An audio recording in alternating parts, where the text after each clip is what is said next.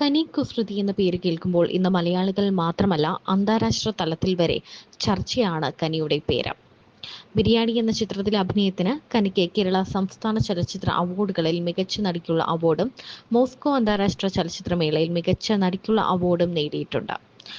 All we imagine as light, girls will be girls എന്നീ സ്വതന്ത്ര ചിത്രങ്ങളിൽ അഭിനയിച്ചിട്ടുണ്ട്. തന്റെ അച്ഛനെ പേര് വിളിക്കുന്നു, മൈത്രേയൻ എന്ന് വിളിക്കുന്നു, അമ്മയെ ചേച്ചി എന്ന് വിളിക്കുന്ന കനി കുസൃതിയുടെ രീതി പലപ്പോഴും ചർച്ചയായിട്ടുണ്ട്. ഒരു സമയത്ത് കനി കുസൃതി വളരെയേറെ തങ്ങളുടെ ഫോട്ടോഷൂട്ടിലൂടെയും ടോപ്ലെസ് ചിത്രങ്ങളിലൂടെയും ഒക്കെ വളരെ വലിയ ചർച്ചകൾ ഉണ്ടാക്കിയിട്ടുള്ള ഒരു പെൺകുട്ടിയാണ്. ബിരിയാണി എന്ന ചിത്രത്തിലെ താരത്തിന്റെ അഭിനയം വളരെ വലിയ രീതിയിൽ ചർച്ചയായിരുന്നു. തിരുവനന്തപുരത്താണ് കനി ജനിച്ചത്. സാമൂഹിക പ്രവർത്തകയും യുക്തിവാദിയുമായ മാതാപിതാക്കളായ ജയശ്രീ എക്കെയുടെയും മൈത്രേയന്റെയും മകളാണ് കനി. ഇന്ത്യയിലെ കുടുംബ പേരുകൾക്കൊപ്പം വരുന്ന സാമൂഹിക ശ്രേണി ഇല്ലാതാക്കാൻ അവളുടെ മാതാപിതാക്കൾ കുടുംബ പേരുകൾ ഉപേക്ഷിക്കുകയായിരുന്നു. അതുകൊണ്ട് കാണാതിരിക്കുന്നത് എനിക്ക് അറിയില്ലായിരുന്നു. ഒരു 10-18 വയസ്സ് വരെ മൈത്രൻ എന്നുണ്ട് വീട്ടിലെപ്പോഴും. നമുക്ക് സ്കൂളിൽ പോകുന്ന മുടി കെട്ടുന്ന മുതൽ എല്ലാ കാര്യങ്ങളും ചെയ്യാറുണ്ട്. പക്ഷെ ആ ഒരു വലുതാവുമ്പോൾ പൊതുവെ കുട്ടികൾക്ക് പുറത്തു പോയി പഠിക്കാനൊക്കെ ആണല്ലോ, സ്കൂളിൽ നിന്ന് വീട്ടിൽ നിന്ന് മാറി നിൽക്കാനാണല്ലോ പലപ്പോഴും കുട്ടികൾക്ക് ഇഷ്ടം.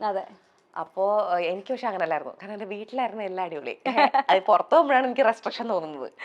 പുറത്തുള്ള ആളുകളാണ് നമ്മളെ ഇങ്ങനെ അപ്പൊ വീട്ടിലിരിക്കുന്നതായിരിക്കും ഏറ്റവും ഇഷ്ടം. നമ്മുടെ എല്ലാ സ്വാതന്ത്ര്യം ഉള്ള സ്ഥലം, അതിലും വലിയ സ്വാതന്ത്ര്യം വേറെ എവിടെ ഇല്ല. അപ്പൊ എനിക്ക് പോകണ്ട. എനിക്ക് പുറത്ത് കോളേജിലൊക്കെ കൂടെ പഠിക്കുന്ന പയ്യന്മാരൊക്കെ എന്റെ അച്ഛനേക്കാളും കൺസർവേറ്റീവ് ആണ്. എന്റെ പ്രായത്തിലുള്ള പിള്ളേരൊക്കെ മൈത്രേനേക്കാളും ഒക്കെ അങ്ങ് ഏതോ ഒരു 500 വയസ്സുള്ള അപ്പൂപ്പൻ പറയുന്ന പോലത്തെ കാര്യങ്ങളാണ് പറയുന്നത്. അപ്പൊ എനിക്ക് എന്റെ കൂടെയുള്ള ചെറുക്കന്മാരെ ഒന്നും ഒട്ടും ഇഷ്ടമാകുന്നില്ല. ഉടുപ്പ് നേരിടുക, നല്ലതിനാണ് പറയുന്നതൊക്കെ പറഞ്ഞു. എനിക്ക് വീട്ടിൽ നിന്നാ മതി അങ്ങനെ തോന്നുമായിരുന്നു. വല്യേട്ടൻ. അതെ അതെ, അങ്ങനെയാ കൂടുതൽ പേരും ഉണ്ടായിരുന്നത്. അപ്പൊ എനിക്ക് ഒരു സ്ഥലത്ത് നാടകത്തിന്റെ അവിടെ പോലും, നാടകം അത്യാവശ്യം പ്രോഗ്രസീവ് ആയിട്ടുള്ള ആൾക്കാരൊക്കെ ആണെങ്കിലും അവിടെ പോലും എന്റെ വീട്ടിലുള്ള അത്ര സ്വാതന്ത്ര്യം അല്ല അവിടെ പോലും ഉള്ളത്. അവിടെ പോലും ചില കാര്യങ്ങളിൽ പല റെസ്ട്രിക്ഷൻ, എല്ലാ വ്യക്തികളും അല്ല കേട്ടോ. പക്ഷെ അതൊരു ഗ്രൂപ്പ് ആൾക്കാരായതുകൊണ്ട് തന്നെ ഇപ്പൊ ഈ ആട്ടം സിനിമ കണ്ടാൽ മനസ്സിലാവും. ചില ആൾക്കാർ അങ്ങനെയും ചില ആൾക്കാർ ഓപ്പണും ഒക്കെയാണ് എപ്പോഴും.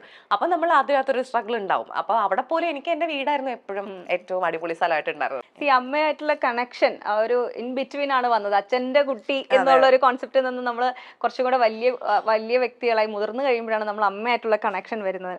അത് നമ്മൾ പറഞ്ഞു നിർത്തിയ വിഷയമാണ്. എപ്പോഴാണ് നിങ്ങൾ തമ്മിലുള്ള ഒരു ബോണ്ടിങ്, അല്ലെങ്കിൽ നിങ്ങളുടെ ബോണ്ടിങ് എങ്ങനെയാണ്?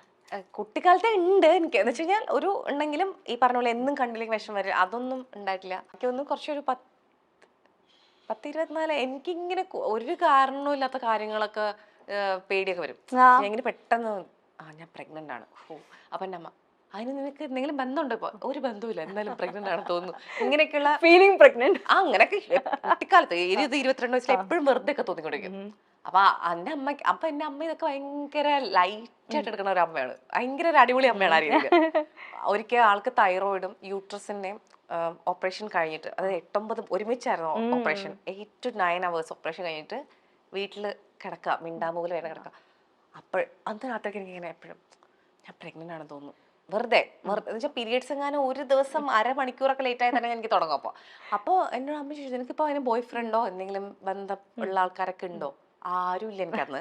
ഞാൻ പറഞ്ഞു, പക്ഷേ കഴിഞ്ഞ വർഷം ഉണ്ടായിരുന്നല്ലോ. ഞാൻ കഴിഞ്ഞ വർഷം നിൽക്കുള്ളത്. അപ്പോൾ ഈ ഉറങ്ങി കിടക്കുന്ന അമ്മ, ഞാൻ ഹലോ എനിക്ക് തോന്നുന്നു ഞാൻ പ്രഗ്നന്റ് ആണ് എന്നൊക്കെ ഈ രാത്രി 2 മണിക്കൊക്കെ ഈ ശബ്ദം പോലും കുഴപ്പമില്ല, അബോർട്ട് ചെയ്യാം. അത്രയും സിമ്പിൾ ആയിട്ടാണ് എന്റെ അമ്മ അങ്ങനെ ഒരു എന്താ പറയാ. ഞാൻ ഇനി അതല്ലാതെ വേറെ ഒക്കെ ഉണ്ട്. തലയുടെ ഇവിടെ ഒരു വേദന ഉണ്ട്, എനിക്ക് എന്തോ ആ അസുഖം, എനിക്കിങ്ങനെ അസുഖങ്ങൾ, പ്രഗ്നൻസി, മറ്റേ അസുഖം, ഹൈപ്പോകോൺട്രിയ കുറച്ച് ഭയങ്കരമായിട്ടില്ലെങ്കിലും ഉണ്ട്. അല്ല ഭയങ്കരമായിട്ട് ഉണ്ടെന്ന് എന്റെ അമ്മയുടെ അഭിപ്രായത്തിൽ എനിക്കുണ്ട്. പക്ഷെ വേറെ ആൾക്കാരെ അമ്മയുടെ അടുത്താണ് കൂടുതൽ അത് പുറത്ത് കാണിക്കുന്നത്. എല്ലാം അമ്മയും മൈത്രനെയും എന്റെ കൂട്ടരൊക്കെ വിളിക്കും. ഞാൻ എന്റെ ഡോക്ടേഴ്സ് എല്ലാരും വിളിക്കും, ഇങ്ങനെ കേട്ടോ, അതെന്താ ഇതെന്താ, അത് എനിക്കുണ്ട്. അപ്പൊ എനിക്ക് തോന്നുന്നു ആ ഒരു 20 വയസ്സിൽ ഞാൻ പറയില്ല, ഉള്ളിൽ വെച്ചോളാം. അങ്ങനെ എനിക്കൊന്നും അത് വലുതായപ്പോ ചേച്ചിയോടൊക്കെ പറയാന്നുള്ളപ്പോ ഞാൻ പറയുമ്പോ നീ എന്താ ഇങ്ങനെ അങ്ങനെ ചേച്ചി അത് ഇങ്ങനെ എന്ത് പറയുമ്പോഴും വളരെ ലൈറ്റ് ആണ്. ആ ഒരു ലൈറ്റ്നെസ് എനിക്ക് ഭയങ്കര ഇഷ്ടമാണ്. എന്റെ ചേച്ചി ഭയങ്കര ലൈറ്റ് ആയിട്ടുള്ള ഒരു അമ്മയാണ്, പക്ഷെ ലൈറ്റ് ആണ്. ഈ ഫാമിലി എന്ന് പറയുന്ന കോൺസെപ്റ്റ്, കനിയുടെ കോൺസെപ്റ്റ് ഓഫ് ഫാമിലി എന്താണ്? എനിക്ക് ഫാമിലി എനിക്കറിയണ്ട, ഈ കൺവെൻഷണൽ ഇതല്ല. പക്ഷെ എനിക്ക് ഫാമിലി എന്ന് പറയുന്നത് ഇതുപോലെ ഒരു ഫീലിംഗ് ആണ്. അതെനിക്ക് ഇഷ്ടമാണ്. അതെന്ന് പറയുമ്പോൾ നമ്മള് ജനിച്ചോണ്ട് മാത്രം ഉണ്ടായ ഒരു കാര്യമായിട്ടല്ല ഞാൻ വിചാരിക്കണേ. ഇപ്പൊ ഞാൻ ഈ വീട്ടിൽ ജനിച്ച എൻ്റെ അച്ഛനും അമ്മയും ചേർന്നതാണ് എൻ്റെ ഫാമിലി. അല്ലെങ്കിൽ എനിക്കിപ്പോൾ അനിയത്തിയോ അനിയനോ അല്ലെങ്കിൽ ചേട്ടനോ ചോദിച്ചിട്ടുണ്ടെങ്കിൽ അവരാണ് എൻ്റെ ഫാമിലി. അങ്ങനെയല്ല ഞാൻ വിശ്വസിക്കുന്നത്. എനിക്ക് മനസ്സിലായത് നമ്മൾ വളർന്നു വലുതാകുമ്പോൾ നമ്മളൊരു ഫാമിലിയെ കണ്ടുപിടിക്കും. ചിലത് കൂട്ടുകാരായിരിക്കാം, ചിലപ്പോൾ നമ്മൾ ബ്രേക്കപ്പ് ചെയ്ത് നമ്മുടെ ഓൾഡ് ബോയ് ഫ്രണ്ട് ആയിരിക്കാം, അല്ലെങ്കിൽ ഗേൾ ഫ്രണ്ട് ആയിരിക്കാം, അറിയില്ല. അങ്ങനെ അല്ലെങ്കിൽ ചിലപ്പോൾ നമ്മുടെ അച്ഛൻ തന്നെ ആയിരിക്കാം, അല്ലെങ്കിൽ നമ്മുടെ ഏതെങ്കിലും ചിറ്റപ്പനായിരിക്കാം, അറിയില്ല. നമ്മളിങ്ങനെ വളരുമ്പോൾ നമ്മൾക്ക് നമ്മുടെ പറ്റിയ കിൻഷിപ്പ് നമ്മൾ കണ്ടുപിടിക്കും. നമ്മളെപ്പോലെ ചിന്തിക്കണം. നമ്മളെപ്പോലെ ചിന്തിക്കുന്നത് മാത്രമല്ല, നമ്മുടെ ചിന്ത കൂടുതൽ മുമ്പോട്ടാക്കാൻ കഴിവുള്ള, ഈ ആൾ എൻ്റെ ഫ്രണ്ട് ആണെങ്കിൽ ഞാൻ ഇതിനേക്കാൾ രസമായിട്ട് ചിന്തിക്കുന്നുണ്ടല്ലോ. ഇപ്പോൾ I M growing with them and I feel secure and അവരെനിക്ക് ഭയങ്കര കെയർ ചെയ്യും, ഞാനും അവരെ കെയർ ചെയ്യും. ഇതൊക്കെ തോന്നുന്ന നമ്മൾ കണ്ടെത്തുന്ന കുറച്ച് ആൾക്കാരുണ്ടാവും. ചിലപ്പോൾ നമ്മുടെ അച്ഛനമ്മയും തന്നെ ആയിരിക്കാം അത്, ചിലപ്പോൾ നമ്മുടെ അനിയനോ അല്ലെങ്കിൽ ചേട്ടനോ ആയിരിക്കാം, അല്ലെങ്കിൽ ചിലപ്പോൾ അവരൊന്നും അല്ല, വേറെ പുറത്തുള്ള ആൾക്കാരായിരിക്കാം. ആ ആൾക്കാർ ചേരുന്നതാണ് ഫാമിലി എന്നാണ് ഞാൻ വിശ്വസിക്കുന്നത്. ഫാമിലി എന്നുള്ളൊരു ഫീല് കിട്ടുക എന്നുള്ളതാണ്. അതപ്പോൾ ചിലപ്പോൾ നമുക്ക് അവരോട്ടൊക്കെ ജീവിക്കാൻ പറ്റുമായിരിക്കാം, പക്ഷെ നമ്മൾക്ക് അവര് എന്തായാലും നമുക്ക് അവര് ഒരാവശ്യമുള്ളപ്പോൾ നമ്മൾ അവർക്ക് വേണ്ടി നമ്മളവിടെ ഉണ്ട് എന്നുള്ളതാണ്. നമുക്കൊരു ഉണ്ടെങ്കിൽ അവരുണ്ട്. അതിൽ അങ്ങനെ ഒരു കൊടുക്കൽ വാങ്ങൽ ഭയങ്കര ക്ലിയർ അങ്ങനെ അല്ലാത്ത എന്നാ ബൗണ്ടറീസ് ഉണ്ട്, നമ്മൾ അവരെ റെസ്പെക്ട് ചെയ്യും. അല്ലാണ്ട് ഇപ്പോൾ കൺവെൻഷണൽ ഇവിടുത്തെ ഫാമിലികൾ പലപ്പോഴും ബൗണ്ടറി ഇല്ല, അല്ലെങ്കിൽ അവരുടെ പേഴ്സണൽ കാര്യത്തിൽ പോയി ഇടപെടും ഭയങ്കരമായിട്ട് വേറൊരാളുടെ. ഇനി ഈ വീട്ടിൽ താമസിക്കുകയാണെന്നുണ്ടെങ്കിൽ ഇങ്ങനെ ചെയ്തിട്ട് ജീവിച്ചാൽ മതി, അങ്ങനെയൊക്കെ എത്തും. അങ്ങനെ അല്ലാത്ത അങ്ങോട്ടും ഇങ്ങോട്ടും ഇൻഡിവിജ്വൽ ആയിട്ടുള്ള കാര്യങ്ങൾ റെസ്പെക്ട് ചെയ്യാൻ പറ്റുന്ന, എന്നാ കെയർ അങ്ങോട്ടും ഇങ്ങോട്ടും കൊടുക്കാൻ പറ്റുന്ന, അങ്ങനെയൊക്കെ ഉള്ള നമ്മൾ തന്നെ കണ്ടെത്തുന്ന ഫാമിലി. അത് ചിലപ്പോൾ ജനിച്ച അച്ഛനോ അമ്മയോ അനിയത്തൊക്കെ തന്നെ ആവാം. അങ്ങനെയുള്ള ഫാമിലികളെ ഞാൻ കണ്ടിട്ടുണ്ട്. അവർ അത്രയും സിങ്ക് ആണത്. അതേസമയം ജനിച്ച വീട്ടിലില്ലാതെ പക്ഷെ പുറത്തുനിന്നാണ് കണ്ടുപിടിച്ചവരുണ്ട്. അപ്പൊ അതാണ് എനിക്ക് ഫാമിലി. ആ ഒരു ഫാമിലി എനിക്ക് ഇഷ്ടമാണ്. അല്ലാതെ എല്ലാവരും ഒറ്റയ്ക്ക് ഇങ്ങനെ ഇൻഡിവിജ്വൽ ആയിട്ട് തന്നെ ജീവിക്കണം അങ്ങനെയൊന്നും ഫീലിംഗ് വന്നിട്ടുള്ളൊരു സ്പേസ് എവിടെയൊക്കെയാണ്? ഞാനിപ്പോ താമസിക്കുന്ന വീട് ആനന്ദും അല്ലെങ്കിൽ എന്താണ് ശ്രേയ, ഞങ്ങൾ എല്ലാവരും താമസിക്കുന്ന അവിടെ എനിക്ക് ഈ ഒരു സംഭവം ഞാൻ അതിലേക്ക് എത്തുന്ന സമയത്ത് ഞാനിതിങ്ങനെ വേണോ വേണ്ടി, കാരണം ഓൾറെഡി പറഞ്ഞിട്ടുള്ള വിഷയമാണ്. നിങ്ങൾ പാർട്ട്നേഴ്സ് ആയിട്ട് കുറേ വർഷം ജീവിച്ചു, അത് കഴിഞ്ഞ് നിങ്ങൾ രണ്ടുപേരും കോൺസെപ്റ്റിൽ കുറച്ച് വ്യത്യാസമുണ്ട്. ഒരാൾ കുറച്ചുകൂടെ ഓപ്പൺ ആയിട്ടുള്ള റിലേഷൻഷിപ്പിൽ വിശ്വസിക്കുന്നു, ഒരാൾ മോണോഗാമസ് ആണ്. അപ്പം ആ ഒരു സംഭവം ഉണ്ടല്ലോ, ആ ഐഡിയോളജി എന്ന് പറഞ്ഞാൽ ബേസിക് ആയിട്ട് നമ്മൾ പാർട്ട്നേഴ്സിൽ വിചാരിക്കുന്ന ഒരു കാര്യം. പക്ഷെ ഇതെങ്ങനെ മാച്ച് ചെയ്ത് നിങ്ങൾ ഇത്രയും കാലം കൊണ്ടുപോയി? അത് കഴിഞ്ഞ് ആ റിലേഷൻഷിപ്പിൽ മറ്റൊരാൾ കൂടി വന്നപ്പോൾ ആ സ്പേസ് നിങ്ങൾ, എനിക്കത് അല്ല, അത് ഇപ്പൊ ആ ഇന്റർവ്യൂലും എനിക്കത് ഫുള്ള് പറയാൻ പറ്റിയിട്ടില്ല. അതുകൊണ്ട് തന്നെ കുറെ ആരോ ഇങ്ങനെ എന്നോട് പറഞ്ഞു, ഇങ്ങനെ കനി പക്ഷെ പറഞ്ഞു ഓപ്പൺ ആണ്, പക്ഷെ ആനന്ദിന് പറ്റില്ലെങ്കിൽ പിന്നെ എങ്ങനെയാ അത് ഓപ്പൺ? അതെ, ഞങ്ങൾ ഓപ്പണിലല്ല, കാരണം ആനന്ദിന് അത് പറ്റില്ല. ഞാനും ആനന്ദ് ട്രൈ ചെയ്തിരുന്നു. അങ്ങനെയല്ല, ആനന്ദ് ട്രൈ ചെയ്തു, ഓപ്പൺ ആയിട്ടിരിക്കാൻ ട്രൈ ചെയ്തു. ട്രൈ ചെയ്തിട്ട് പറ്റാത്തപ്പോഴാണ് നമ്മൾ തീരുമാനിക്കണം ഒബ്വിയസ്ലി. പക്ഷെ എനിക്കത് പറ്റുന്ന ഒരാളാണ്, ആനന്ദിന് പറ്റാത്ത ഒരാളാണ്. പക്ഷെ ഞങ്ങൾക്ക് തമ്മിൽ ഇഷ്ടമുള്ളതുകൊണ്ട് ആനന്ദ് ട്രൈ ചെയ്തു. പറ്റാത്തത് കൊണ്ട് ഞാനും ആനന്ദ് തമ്മിലുള്ള ബന്ധം, ഞങ്ങൾ ആ ഒരു റൊമാൻറ്റിക് ആയിട്ടുള്ള കാര്യങ്ങൾ വേണ്ടാന്ന് വെക്കുക ചെയ്തത്. കാരണം അത് അപ്പോഴല്ലേ ഓപ്പൺ. ആനന്ദിന് എന്നോട് റൊമാൻറ്റിക് ആയിട്ടിരിക്കാൻ പറ്റുന്നു, വേറൊരാളോട് റൊമാൻറ്റിക് ആയിട്ടിരിക്കാൻ പറ്റുന്നു. അത് ആനന്ദിന് പറ്റില്ല. എനിക്ക് വേണമെങ്കിൽ പറ്റും. പക്ഷെ അപ്പോ ആനന്ദിന്റെ കൂടെ ഇപ്പൊ ഇഷ്ടം വന്നിട്ടുള്ള ആൾക്കും ശരിക്കും അത് പറ്റില്ല. അപ്പൊ അവരിരുന്നോട്ടെ. എനിക്ക് സത്യം പറഞ്ഞു കഴിഞ്ഞാൽ ഞാൻ റിലേഷൻഷിപ്പിൽ റൊമാൻസ് ഒന്നും നോക്കുന്ന ഒരാൾ അതൊന്നും വേണ്ട. എനിക്ക് വേണ്ട വെച്ചാൽ നമ്മൾ സംസാരിക്കുമ്പോൾ മനസ്സിലാക്കാൻ പറ്റണം, ഇത്രേ ഉള്ളൂ.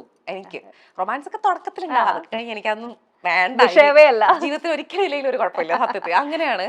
അപ്പോ എന്നെ സംബന്ധിച്ചിടത്തോളം ആനന്ദും ശ്രേയയും അവർക്ക് ഒരു റൊമാൻറ്റിക് റിലേഷൻഷിപ്പിൽ അവർക്ക് ആഗ്രഹിക്കുന്ന മൊണോഗമസിൽ തന്നെയാണ്. പക്ഷെ ആനന്ദും ഞാനുള്ളൊരു അറ്റാച്ച്മെന്റ് അല്ലെങ്കിൽ നമ്മളുടെ ഒരു അടുപ്പം മാറിയിട്ടില്ല. പക്ഷെ ഞങ്ങൾ തമ്മിൽ ഒന്നും റൊമാൻറ്റിക് ഇല്ല. അപ്പൊ ബേസിക്കലി ആദ്യം മൊണോഗമസ് ആയിട്ടായിരുന്നു ഞങ്ങൾ തുടങ്ങിയപ്പോ, ബിക്കോസ് ആനന്ദിന് അതായിരുന്നു വേണ്ടത്. അപ്പൊ ഞാനും വിചാരിച്ചു ചിലപ്പം എനിക്കും പറ്റുമായിരിക്കും. അപ്പൊ ഞാനും ട്രൈ ചെയ്തു, കാരണം ഞങ്ങൾക്ക് അത്ര ഇഷ്ടം ഉണ്ടായിരുന്നു. ട്രൈ ചെയ്തപ്പോൾ എനിക്കത് 2 വർഷം കഴിയുമ്പോഴും ശരിയാവുന്നില്ല. അപ്പൊ ഞാൻ പറഞ്ഞു ഓപ്പൺ ട്രൈ ആവും. അപ്പൊ ആനന്ദിനും എന്നോട് ഇഷ്ടമുള്ള ആനന്ദ് അത് ട്രൈ ചെയ്തു, ഞങ്ങൾ രണ്ടും അത് ട്രൈ ചെയ്തു, രണ്ടും ട്രൈ ചെയ്തു ഞങ്ങൾ. അപ്പൊ എനിക്ക് മനസ്സിലായി മൊണോഗമസ് ആണെങ്കിൽ എനിക്ക് ഫുൾ ഓക്കെ അല്ല, മറ്റതാണെങ്കിൽ ആനന്ദിന് ഫുൾ ഓക്കെ അല്ല. അപ്പം എന്നാൽ ഞങ്ങൾ തമ്മിൽ ഭയങ്കര അടുപ്പമുണ്ട്. അപ്പൊ ഞങ്ങൾ വെച്ച് എന്നാൽ ഒരുമിച്ച് തന്നെ താമസിക്കാം, പക്ഷെ ആനന്ദ് ആരെങ്കിലും കണ്ടുപിടിക്കട്ടെ.